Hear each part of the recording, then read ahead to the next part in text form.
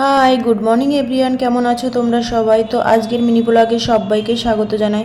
আর জানো তো আজকের শরীরটা আমার একটু ভালো নেই, তো ঘুম থেকে উঠতে ইচ্ছা করছে না, আর আজকে কোনো কাজ করতেই ভালো লাগছে না। তো ভাই সকাল সকাল ফোন করে বললো, দি তুই মেট্রোর সামনে চলে আয়, আমি তোর জন্য কাঁকড়া নিয়ে যাচ্ছি।